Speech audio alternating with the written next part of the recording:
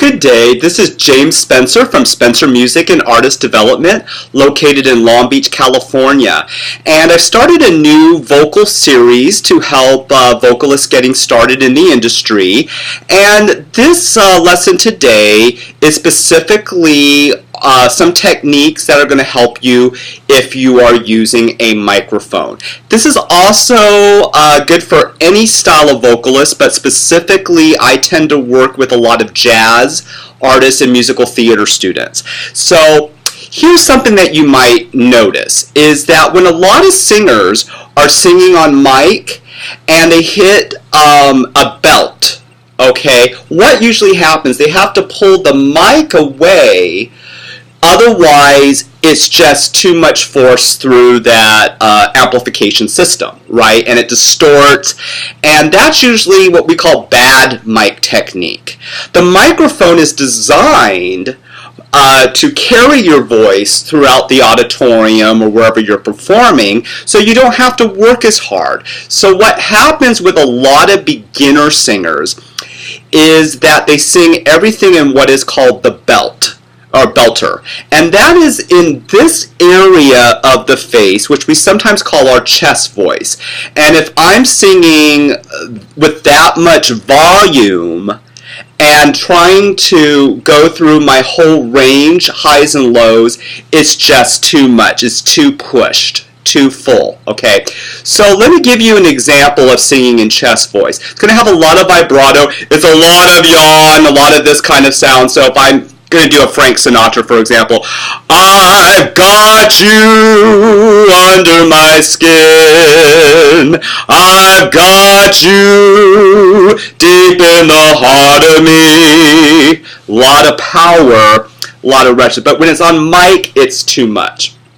Okay, so then people go, well, what's the answer? Well, we also have an area of our voice which is more what we call our mixed sound. And that's where the air is going to move from here more into here. One way I tell people to get in touch with that is more of adding a sideways motion to the voice, or an ah sound. I've got you under my skin, na na na na na na na. Can you hear the difference between mixed and I've got you? A little bit more through here, richer. That's the belt sound. Okay, so what you want to do when you're on mic is preserve your voice, going for more of a mixed sound through this area. And again, a good way to practice is to take one of your jazz standards you're working on and do it like vocalizing on kind of like an ah sound. You know, let me take another song, Embraceable You. Na na na na na na na na na. Embrace me, my sweet embraceable you. See can you hear that difference? Okay, so what you want to do is when you work with mic, okay, we also have, as you know, specifically within jazz, we have hot school and cool school. Hot school is sort of the fast pace, singing ahead of the beat, has a little bit more edge. It would be more like Ella Fitzgerald, adding the scat, adding a little bit of the rasp into the sound, and then cool is behind the beat, right, and sort of dreamy, a little bit more breathy in tone, right? And we can use our mic technique to help us with that. So, for example, again, if we go a little bit more pingy, a little bit more bright in the mid range, okay, we can sing hot and yet not and preserve our voices. So. Our Love Is Here to Stay, a little bit more like Ella Fitzgerald in a hot style. Notice my face kind of moving more this way than nah in the sound. It's very clear. Our love is here to stay. Not for a year, but ever and a day. Okay, there's this way. Now let's do it more cool style, and we can, when we're on mic, it's going to create that intimacy and warmth.